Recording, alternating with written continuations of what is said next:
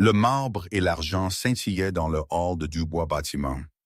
Je poussai mon balai, contournant la pièce maîtresse exposée au centre. Puis, mes mains se sont figées. Derrière la vitre, trônait le plan encadré de la Tour Hélios, ce projet emblématique qui avait rapporté des milliards à cette entreprise. Le nom imprimé juste en dessous, Pierre Deschamps. Mais chaque ligne, chaque courbe, je les connaissais par cœur. C'était moi qui les avais tracés il y a 8 ans, avant que tout ne me soit arraché. Marie, ma fille, a tiré sur ma manche et a pointé du doigt une petite marque dans le coin du dessin. « Madame, c'est la signature de mon papa », a-t-elle dit, sa petite voix résonnant étrangement dans ce vaste espace silencieux. 8 ans plus tôt, c'est drôle de penser à l'homme que j'étais alors. Un autre homme, vraiment. J'étais architecte senior dans un cabinet de taille moyenne au cœur de Paris. Mon bureau, je le partageais avec Pierre, mon ami le plus proche, mon collègue. On avait suivi le même cursus, commencé dans la même boîte, passé d'innombrables nuits à esquisser des idées autour de cafés froids et de boîtes de plats à emporter. Moi, j'étais le rêveur, celui qui voyait les bâtiments comme des êtres vivants avec une âme et un cœur. Pierre, lui, c'était le roi des réseaux, celui qui savait vendre une vision à des clients avec des poches profondes. Ensemble, on avait bâti une sacrée réputation. On était l'un des duos les plus prometteurs de l'industrie. C'était une période, oui, je dirais que c'était une période de grâce, une sorte de bulle que je n'aurais jamais imaginé éclater. Sophie, ma femme, était enceinte de notre premier enfant ce printemps-là. Sa grossesse était difficile dès le début. Les médecins nous avaient avertis de complications potentielles. Mais moi, j'y croyais. J'étais certain que tout irait bien. J'avais un travail stable, une carrière qui montait en flèche et un projet de conception dans lequel je mettais toute mon âme. Je l'avais appelé la Tour Hélios, un gratte-ciel en spirale qui combinait des systèmes d'énergie durable avec un noyau structurel innovant.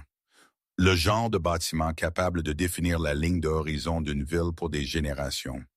Chaque soir après le travail, je rentrais à la maison et montrais à Sophie mes progrès, traçant les lignes sur le papier pendant qu'elle posait sa main sur son ventre rond.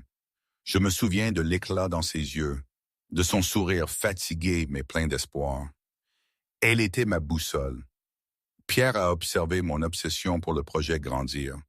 Il était là lors des réunions où je présentais les premiers concepts à nos supérieurs et il voyait l'enthousiasme monter dans la salle. La Tour Hélios n'était pas un simple bâtiment, c'était une déclaration. Et Pierre, peut-être mieux que quiconque, comprenait ce que cette déclaration pouvait valoir. Il a commencé à copier des fichiers discrètement, je l'apprendrai bien plus tard, des sauvegardes sur son disque personnel, documentant chaque étape de mon travail. Je n'ai jamais rien soupçonné. Jamais. Je faisais confiance à Pierre comme à mes propres mains. On disait toujours qu'on se complétait, qu'on était une équipe formidable. Quelle ironie. La trahison est arrivée sans crier gare. Un matin, j'arrive au bureau, des agences de sécurité m'attendaient à mon bureau. Mon ordinateur avait été formaté. Mes fichiers avaient disparu. Les ressources humaines m'ont escorté dans une salle de conférence où 2 avocats étaient assis, de gros dossiers devant eux. Ils m'ont accusé d'avoir volé des designs exclusifs de l'entreprise et d'avoir tenté de les vendre à un concurrent. Les preuves étaient accablantes, d'une précision diabolique. Des courriels que je n'avais jamais écrits, des transactions que je n'avais jamais effectuées. Pierre était assis dans un coin de la pièce, son visage soigneusement arrangé dans une expression de déception et de regret. Il a dit aux avocats qu'il avait découvert le vol lui-même, que ça lui brisait le cœur de dénoncer son meilleur ami. Je me souviens de son regard fuyant, de l'air de victime qu'il essayait de se donner. J'ai essayé de me défendre. J'ai exigé l'accès à mes fichiers originaux, à mes brouillons, à mes notes, mais tout avait été effacé ou altéré. Le service informatique de l'entreprise a confirmé que les fuites provenaient de mes identifiants de connexion. Mes protestations sonnaient désespérées, même à mes propres oreilles. Qui m'aurait cru? En 48 heures, j'étais viré. En une semaine, mon nom était sur liste noire dans toutes les grandes agences d'architecture de la région. Le milieu est petit et les rumeurs vont vite. Julien Dupont, le voleur, l'escroc, l'homme qui avait essayé de vendre les secrets de son employeur pour un gain personnel. Le fond du trou. Le stress s'est avéré trop lourd pour Sophie. Elle a accouché prématurément à 32 semaines et l'accouchement a été catastrophique. Les médecins ont réussi à sauver le bébé, une petite fille que nous avons nommée Marie. Mais Sophie a subi une hémorragie qu'ils n'ont pas pu arrêter. Elle est morte sur la table d'opération, me tenant la main jusqu'à la fin. Je me souviens de la dernière chose qu'elle m'a dite. Elle m'a dit de prendre soin de notre fille, de m'assurer que Marie saurait qu'elle était aimée. Puis sa poignée s'est relâchée et les moniteurs ont fait un bip continu. Et mon monde s'est effondré dans un silence qui m'a poursuivi pendant des années. J'ai revu cette scène des millions de fois. Ses yeux me cherchant, son dernier souffle. Comment on survit à ça? Après l'enterrement, j'ai tout vendu. La maison, la voiture, les meubles que Sophie avait choisis avec tant de soin. J'ai remboursé les factures médicales et les frais de justice de mes tentatives ratées de blanchir mon nom.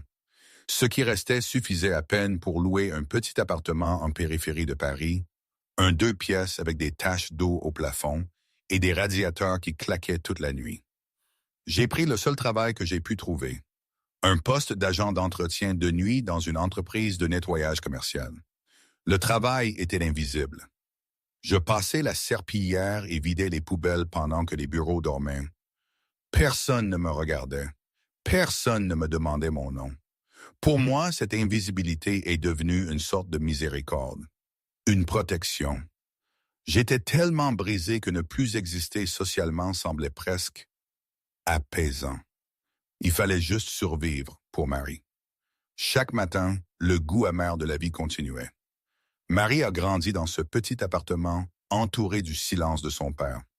Je ne lui ai jamais raconté toute l'histoire de ce qui s'était passé.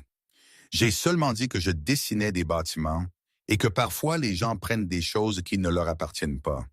Elle a appris à lire mes humeurs à la façon dont je tenais mon crayon. Les bonnes nuits, je lui esquissais des châteaux, des tours élaborées, des ponts s'étendant sur des rivières imaginaires. Les mauvaises nuits, je restais assis près de la fenêtre, fixant le vide, mes mains vides et immobiles. Le chagrin, on ne l'apprivoise jamais vraiment, on apprend juste à vivre avec, à le faire rentrer dans une petite boîte au fond de soi, en espérant qu'elle ne craque pas. Un détail de mon passé a survécu à la destruction. Dans chaque dessin que j'ai jamais créé, je cachais une petite signature dans le coin. Une étoile à 6 branches que j'avais dessinée pour Sophie lors de notre premier rendez-vous. Elle m'avait dit qu'elle aimait les étoiles, qu'elle faisait des vœux en les regardant quand elle était enfant. Alors, j'en ai fait ma marque, un symbole privé que seule elle et moi connaissions. Quand Marie est née, l'étoile a pris un nouveau sens. C'est devenu son symbole aussi, une connexion entre mère et fille qui transcendait la mort. Je l'ai appris à Marie. J'ai dessiné des étoiles sur ses cartes d'anniversaire, sur ses notes de boîte à lunch, sur les marges de ses devoirs. L'étoile à 6 branches était notre secret, notre langage, notre preuve que certaines choses ne pouvaient pas être volées. 8 ans ont passé. Je suis passé d'un contrat de nettoyage à l'autre, ne restant jamais assez longtemps pour tisser des liens. J'ai observé de l'ombre la montée de Pierre Deschamps dans le monde de l'architecture. Il a quitté la firme d'origine et a rejoint Dubois Bâtiments, une énorme corporation de développement qui construisait des gratte-ciels sur 3 continents. En 5 ans, il en est devenu le directeur du design. La Tour Hélios, désormais entièrement créditée à Pierre, a remporté des prix internationaux et transformé la skyline de Lyon. J'ai vu des photos de Pierre serrant la main de maire et de PDG, acceptant des trophées et prononçant des discours sur l'innovation et la vision.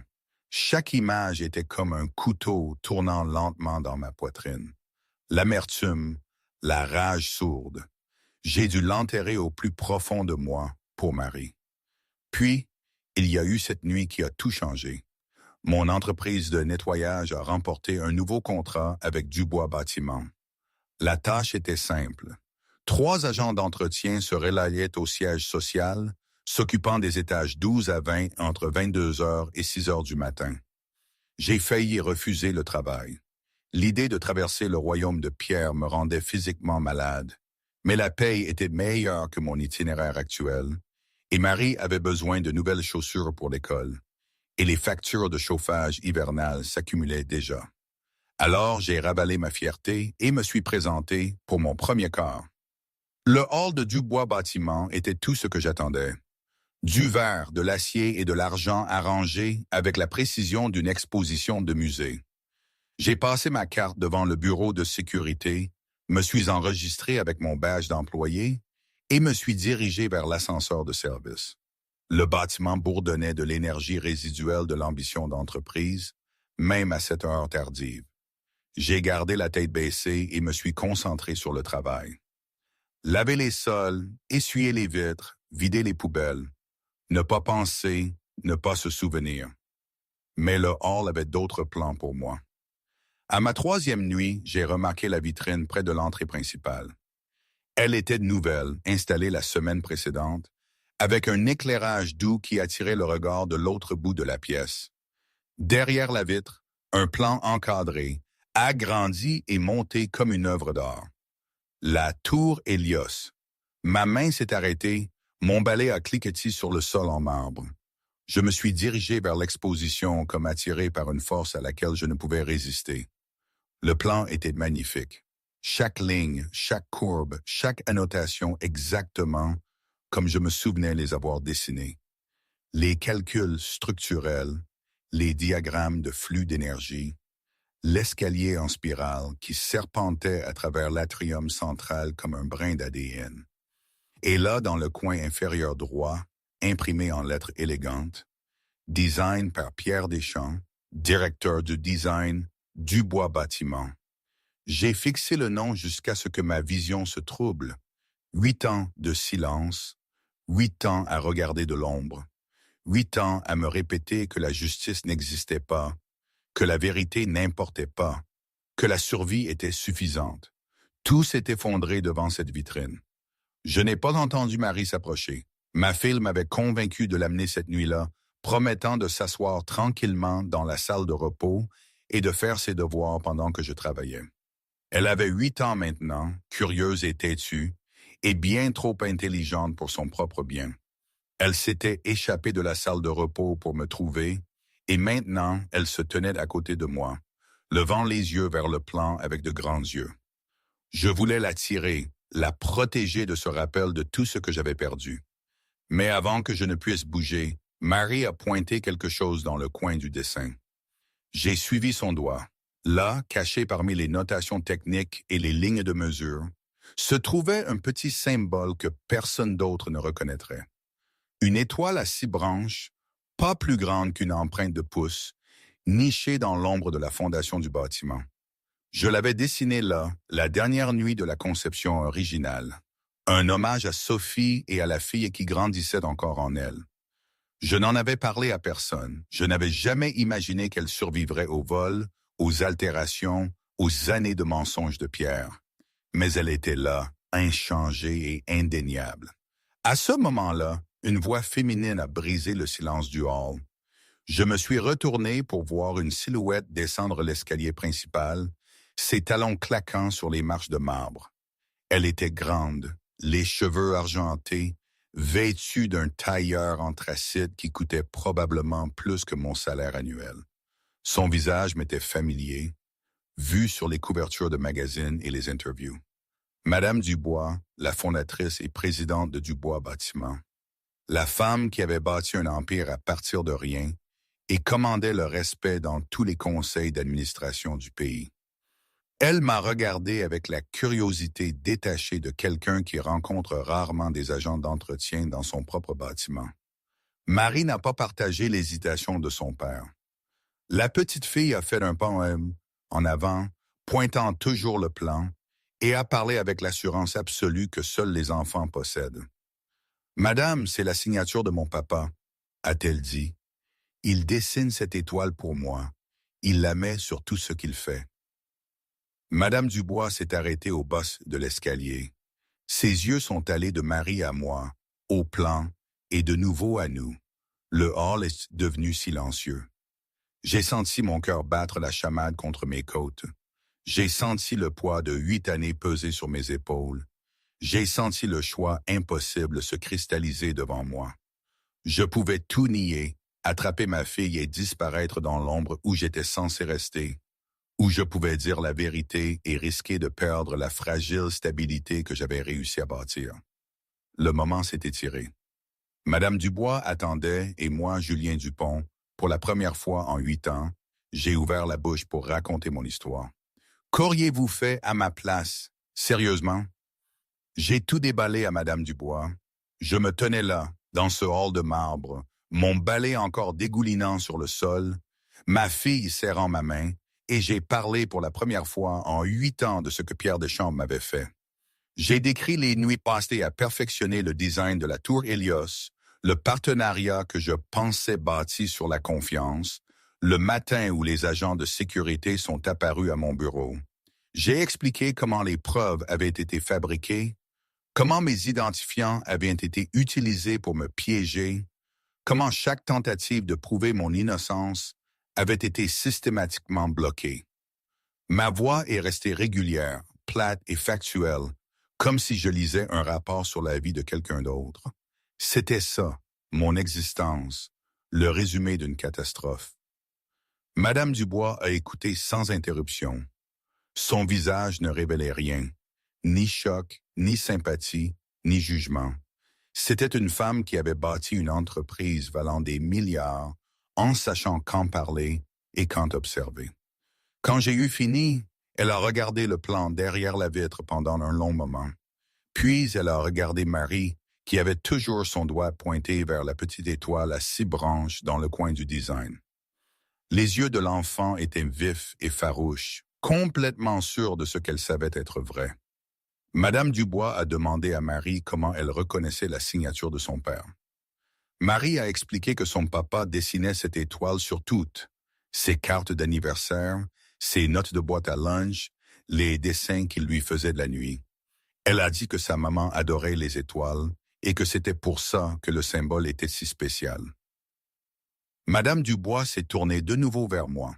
Elle m'a demandé si j'avais d'autres preuves que l'étoile, des documents ou des témoins qui pourraient appuyer ma déclaration. J'ai secoué la tête. Tout avait été détruit ou discrédité 8 ans auparavant. Je n'avais pas de dossier, pas d'alliés, aucune position dans l'industrie. J'étais un agent d'entretien qui nettoyait des sols pour 11 € de l'heure. Ma parole ne valait rien contre un homme comme Pierre Deschamps, PDG de la branche design, un homme puissant. J'imaginais déjà le dédain dans ses yeux, les gardes me traînant hors de là. Je m'attendais à ce que Madame Dubois me congédie, qu'elle appelle la sécurité pour me faire escorter hors du bâtiment et me faire virer de mon contrat. Au lieu de cela, elle a fait quelque chose qui m'a complètement surpris. Elle a sorti une carte de visite de la poche de sa veste et l'a pressée dans ma main. Elle m'a dit de venir à son bureau le soir suivant à 19 heures après le départ du personnel régulier. Elle a dit qu'elle voulait examiner mes affirmations personnellement, loin des yeux et des oreilles de l'entreprise. Moment, ici je dois m'arrêter un instant. C'était un tournant si étrange. Je veux dire, j'avais passé 8 ans à me cacher, à être invisible. Et là, cette femme, une PDG à la tête d'un empire, me tendait sa carte. Pourquoi faire? Est-ce que c'était une blague de mauvais goût? Une façon polie de se débarrasser de moi? Dans mon village natal, on aurait dit « Méfie-toi de l'eau qui dort ». Et là, c'était un océan qui se montrait soudainement calme. Une part de moi voulait juste s'enfuir, courir loin de tout ça, continuer ma petite vie avec Marie, sans vague. Mais l'autre part, celle qui avait rêvé si fort, celle qui avait perdu Sophie, elle murmurait. Elle disait qu'il fallait essayer, qu'il fallait y croire, juste un peu, même si c'était terrifiant. Ça ressemblait à un piège, mais un piège qu'il fallait, pour une fois, peut-être, prendre. C'était juste trop gros pour un agent d'entretien, non? Fin de la parenthèse. J'ai passé le lendemain dans un état de panique contrôlée. J'ai déposé Marie à l'école, je suis retourné dans notre petit appartement et je me suis assis à la table de la cuisine, fixant la carte de visite de Madame Dubois. Une partie de moi voulait la jeter et oublier que la conversation avait eu lieu. J'avais survécu 8 ans en restant invisible, en acceptant mes pertes, en me concentrant uniquement sur le fait de nourrir et de loger Marie. Rouvrir la blessure semblait dangereux, peut-être même imprudent. Mais une autre partie de moi, une partie que je pensais morte il y a longtemps, se souvenait de ce que ça faisait de créer quelque chose de significatif. Je me souvenais du visage de Sophie quand je lui montrais les croquis de la tour Hélios. Je me souvenais de sa voix, me disant que j'allais changer le monde. Mon père disait toujours « Méfie-toi des promesses trop belles pour être vraies, fiston. Le diable se cache souvent dans les beaux discours. » Il parlait des marchands sur le marché de Carpentras qui essayaient de vendre des melons trop mûrs pour le prix de l'or, mais maintenant, ces mots résonnaient différemment. Ce château, ces promesses, tout sonnait trop beau, trop parfait, et la perfection n'existe pas, ça, je l'avais appris à mes dépens. Chaque matin, le goût du café était plus amer que la veille. Ce soir-là, j'ai arrangé avec une voisine pour qu'elle garde Marie, et je suis retourné chez Dubois Bâtiment. Le gardien de sécurité à l'accueil a vérifié mon nom sur une liste et m'a dirigé vers l'ascenseur exécutif. J'ai monté seul jusqu'au dernier étage, mon reflet me fixant depuis des portes en métal poli. J'avais l'air vieux, mes cheveux avaient grisonné aux tempes et de profondes rides encadraient mes yeux et ma bouche. L'homme qui avait autrefois dirigé des équipes de design et présenté des projets à des conseils d'administration était enterré quelque part sous l'épuisement et la défaite. Et je me suis demandé si Madame Dubois pouvait voir au-delà de l'uniforme d'agent d'entretien l'architecte qui sommeillait encore en dessous. Le bureau de Madame Dubois occupait tout le coin nord-ouest du bâtiment, avec des fenêtres du sol au plafond qui surplombaient la ligne d'horizon de Lyon. La tour Hélios était visible au loin, sa silhouette en spirale distinctive éclairée dans le ciel nocturne. Madame Dubois était assise derrière un bureau massif couvert de documents, ses lunettes de lecture perchées sur son nez. Elle m'a fait signe de m'asseoir sur la chaise en face d'elle. Entre nous reposait un épais dossier, son contenu étalé sur le bureau en rangées nettes. J'ai reconnu certains des papiers immédiatement. Des spécifications de conception, des comptes rendus de réunion, des retranscriptions d'emails. Mon estomac s'est noué en réalisant ce qu'elle avait fait. Madame Dubois a expliqué qu'elle avait passé la journée à consulter les archives de l'entreprise.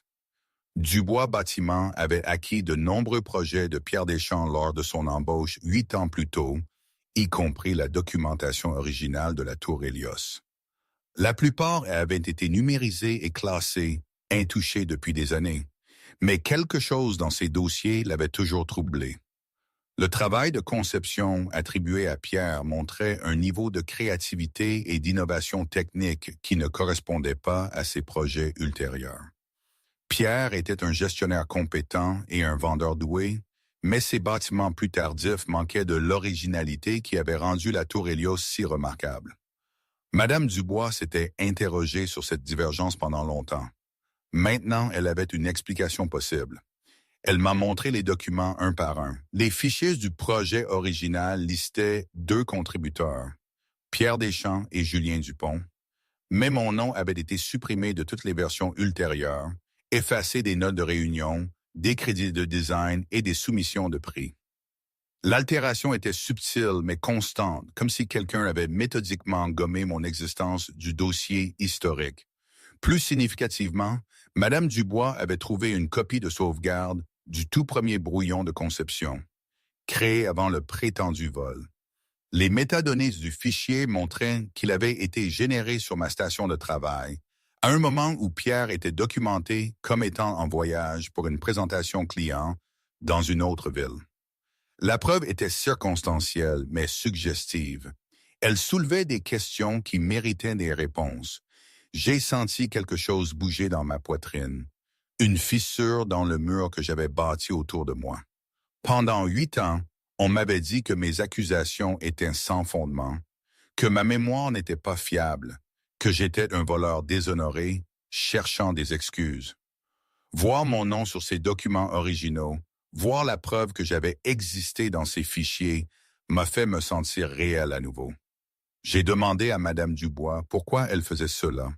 Pourquoi elle risquerait la réputation de son entreprise pour enquêter sur les affirmations d'un agent d'entretien. Madame Dubois a retiré ses lunettes et a croisé mon regard directement. Elle m'a dit qu'elle avait bâti Dubois Bâtiment sur une fondation d'intégrité, que chaque contrat et chaque partenariat dépendait de la confiance. Si Pierre Deschamps avait volé le travail de quelqu'un et bâti sa carrière sur un mensonge, alors toute l'entreprise était compromise. Elle avait besoin de connaître la vérité, non pas pour moi, mais pour elle-même. L'enquête s'est étendue au cours des semaines suivantes. Madame Dubois a fait appel à une petite équipe de conseillers de confiance, y compris un comptable légiste et un détective à la retraite spécialisé dans la fraude d'entreprise. Ils ont travaillé discrètement, examinant des documents et interrogeant d'anciens employés de mon ancienne firme. Le tableau qui a émergé était accablant. Pierre avait cultivé des relations avec des personnes clés de l'entreprise d'origine, y compris le responsable informatique qui avait accès aux identifiants de connexion des employés. Il avait manipulé des preuves, semé de fausses pistes et orchestré mon licenciement avec une froide précision. Plusieurs anciens collègues ont admis sous la promesse d'anonymat qu'ils avaient soupçonné que quelque chose n'allait pas à l'époque, mais avaient eu trop peur de parler. Pierre est resté inconscient de l'enquête. Il a continué sa routine quotidienne, assistant aux réunions et examinant les propositions et acceptant les félicitations pour des projets qui avaient été conçus par d'autres personnes de son équipe. Je le voyais parfois dans les couloirs, toujours de loin, toujours à travers la barrière invisible qui séparait les agents d'entretien des cadres. Pierre ne m'a jamais reconnu. La transformation d'architecte confiant en ouvrier de nettoyage courbé était apparemment suffisamment complète pour servir de déguisement. Je ressentais un étrange mélange de soulagement et de rage chaque fois que nos chemins se croisaient. Une partie de moi voulait affronter Pierre directement, le prendre par le col et exiger des aveux, mais Madame Dubois m'avait demandé d'attendre, de laisser les preuves s'accumuler jusqu'à ce que notre cas soit irréfutable. L'attente fut plus difficile que prévu.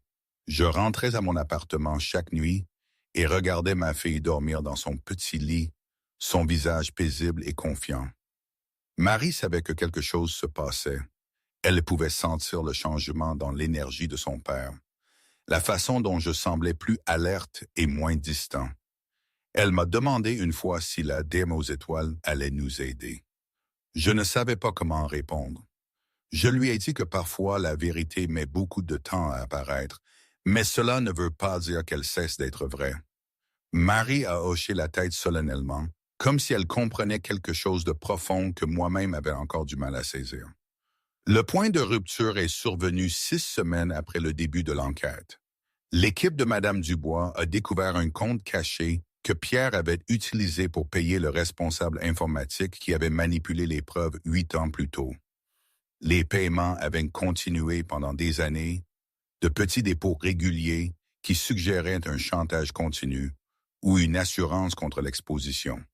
Confronté à cette preuve, le responsable informatique s'est effondré et a fourni une confession complète.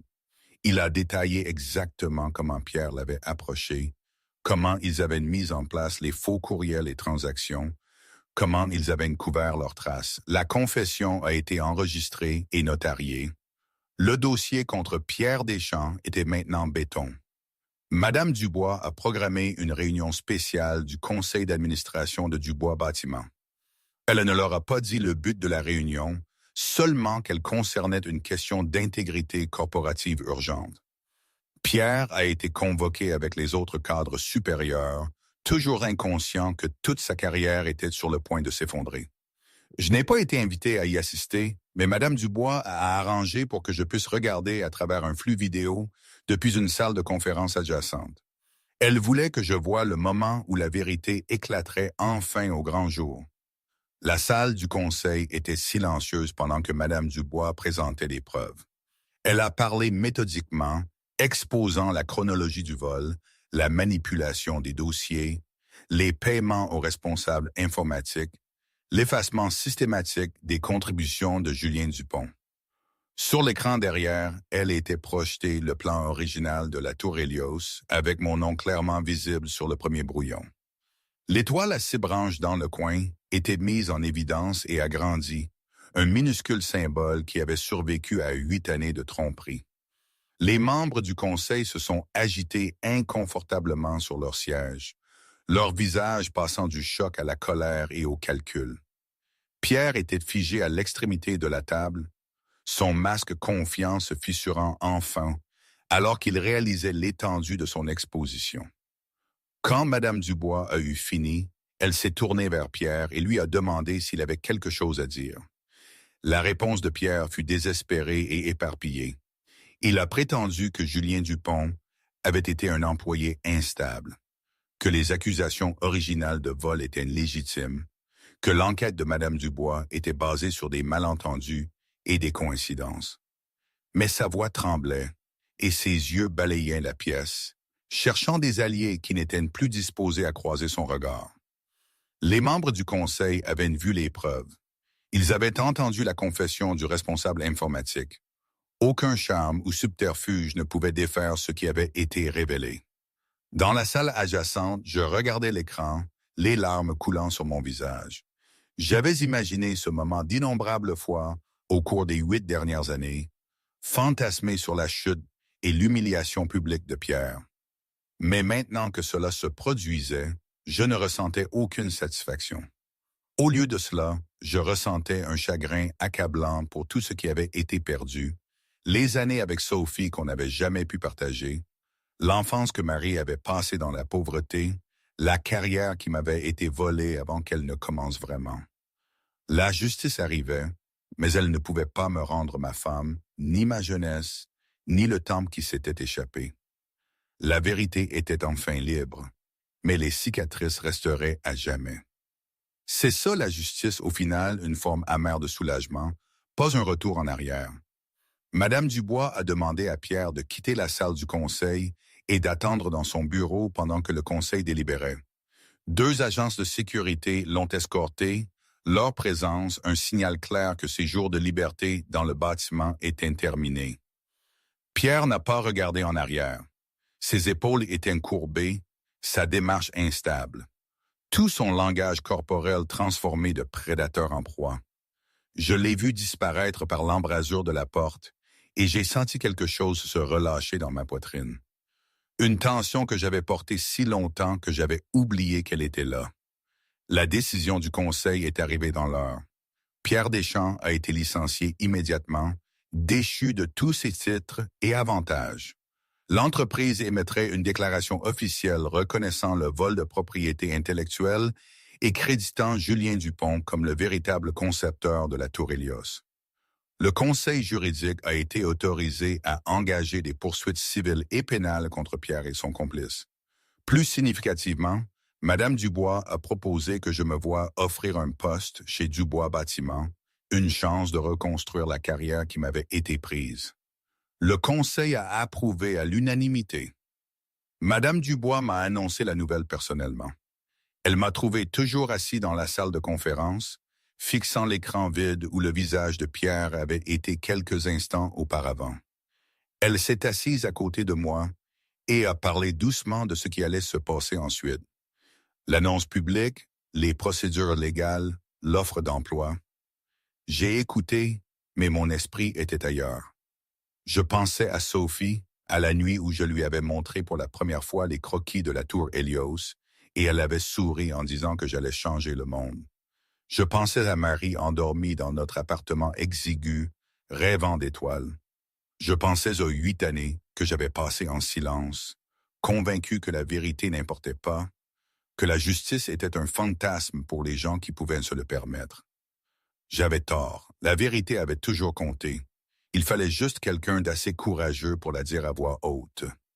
Les jours qui ont suivi le licenciement de Pierre ont été un flou de paperasse et d'appels téléphoniques et de décisions que je ne pensais plus jamais avoir à prendre.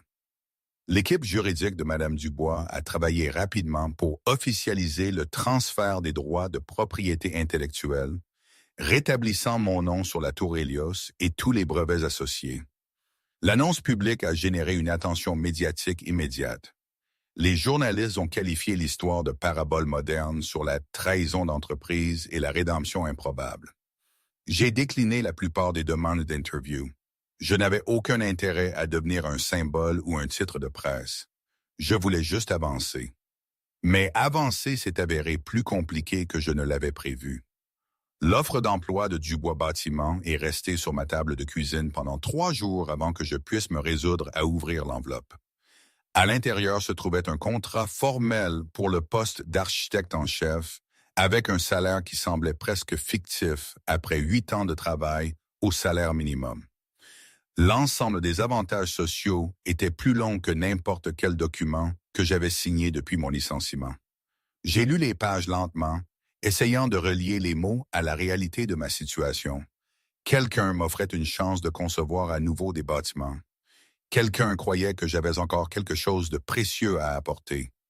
Marie m'a trouvé assis à table tard un soir, le contrat étalé devant moi et un crayon tournant distraitement dans mes doigts. Elle est montée sur la chaise à côté de moi et a étudié les papiers avec l'expression sérieuse qu'elle arborait toujours en examinant quelque chose d'important. Elle m'a demandé si j'allais prendre le travail. Je lui ai dit que je n'étais pas sûr, que ça faisait longtemps que je n'avais pas travaillé comme architecte, que j'avais peut-être oublié comment faire. Marie a secoué fermement la tête. Elle m'a rappelé tous les dessins que j'avais faits pour elle au fil des ans, les châteaux, les tours et les ponts qui remplissaient les marges de ses devoirs et le dos des reçus de course. Elle a dit que quelqu'un qui pouvait créer ces choses n'avait rien oublié. Ils attendaient juste. J'ai signé le contrat le lendemain matin. J'ai commencé chez Dubois Bâtiment la semaine suivante, traversant le même hall où j'avais autrefois poussé une serpillière et découvert mon travail volé derrière la vitre. La vitrine avait disparu, retirée, ainsi que le nom de Pierre de toutes les surfaces du bâtiment. À sa place pendait une bannière temporaire annonçant la prochaine pose de la première pierre du nouveau projet de l'entreprise. Madame Dubois m'avait demandé de diriger l'équipe de conception pour un complexe résidentiel dans le quartier réaménagé des Quais de Lyon. Elle l'a appelé la Tour Héritage, un nom qui portait un poids que je n'ai pas entièrement compris avant plus tard. Marie, elle, était fascinée. Quand je l'ai emmenée visiter le chantier, le jour où les fondations ont été coulées, elle portait un casque jaune un peu trop grand pour sa tête et tenait ma main alors que nous marchions parmi les coffrages en béton et les armatures en acier. Elle n'avait pas vu le design initial, seulement les plans que je lui avais montrés sur le papier. Les ouvriers me saluaient avec respect, hochant la tête et m'appelant par mon nom au passage. Pour Marie, c'était le monde magique de son père qui prenait vie. Elle a regardé le chaos organisé avec de grands yeux, essayant de relier la terre plate et les barres d'armature aux bâtiments grandioses de mes dessins. Elle m'a demandé comment je savais quoi mettre ou comment je transformais des lignes sur le papier en quelque chose de réel. J'ai posé un genou à terre pour être à sa hauteur et je lui ai expliqué que chaque bâtiment commençait par une idée, une image dans l'esprit de quelqu'un de ce qui pouvait exister. Le travail de l'architecte était de rendre cette image assez claire pour que d'autres la voient et assez solide pour résister au vent et au temps.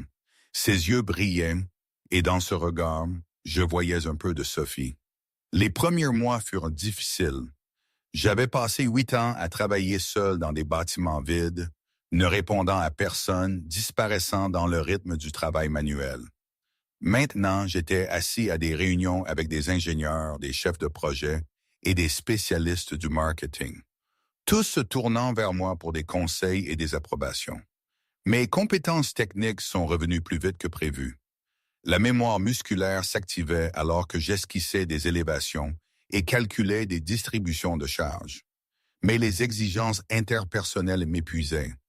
Je n'étais pas habitué à être vu, pas habitué à ce que mes opinions comptent, pas habitué à occuper de l'espace dans une pièce remplie de gens qui connaissaient mon nom. Madame Dubois me faisait des points régulièrement pendant ces premières semaines. Elle apparaissait à la porte de mon bureau sans prévenir, me posant des questions sur l'avancement du projet ou offrant des observations sur la dynamique de l'équipe. J'ai progressivement compris que son intérêt allait au-delà de la courtoisie professionnelle. Elle avait pris un risque considérable en défendant ma cause, engageant sa réputation sur la parole d'un agent d'entretien, sans autre preuve qu'une étoile à ses branches. Si j'échouais, son jugement serait remis en question. Si je réussissais, sa foi serait justifiée. La pression était mutuelle, même si elle était tacite. Pierre Deschamps a disparu de la vie publique presque immédiatement après son licenciement. Le procès civil a progressé sans sa participation significative, aboutissant à un jugement par défaut qui m'a accordé des dommages-intérêts substantiels. Des accusations criminelles ont été déposées pour fraude et conspiration, bien que le processus juridique prendrait des années pour aboutir.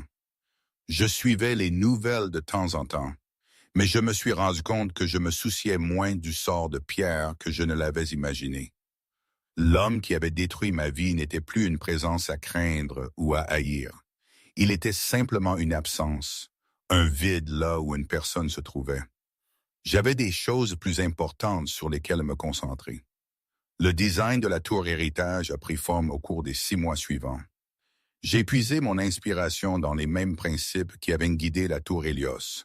Systèmes durables et structures innovantes, des espaces qui semblaient vivants plutôt que simplement fonctionnels. Mais cette fois, j'ai ajouté quelque chose de nouveau, une cour centrale ouverte sur le ciel, conçue spécifiquement pour les familles avec enfants. J'imaginais des enfants jouant dans cet espace, regardant les étoiles les nuits claires, faisant des vœux comme Sophie le faisait. L'étoile à 6 branches est apparue dans le design, non pas cachée cette fois, mais mise en évidence dans le travail de ferronnerie décorative de l'entrée principale. Je voulais que le symbole soit visible, une déclaration plutôt qu'un secret. La tour héritage a ouvert ses portes 18 mois plus tard, un après-midi de printemps qui me rappelait douloureusement la saison où Sophie était morte.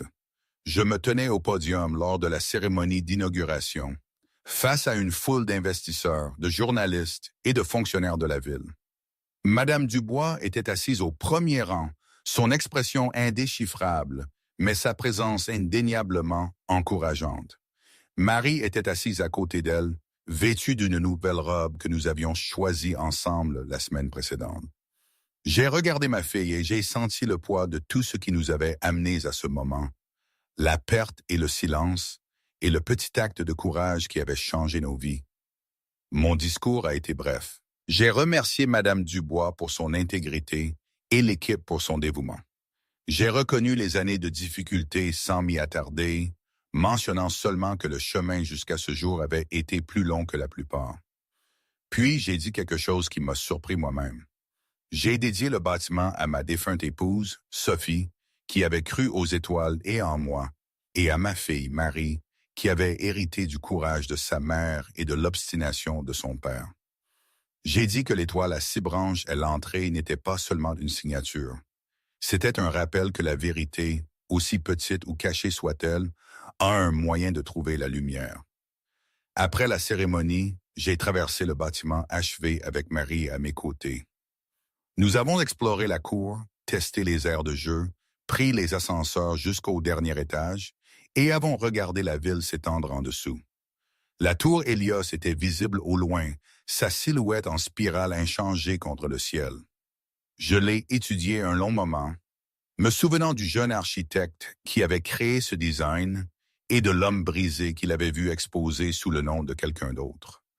Ces 2 versions de moi-même semblaient lointaines maintenant, séparées par des années de chagrin et de transformation. J'étais quelqu'un de nouveau, façonné par la perte, mais pas défini par elle.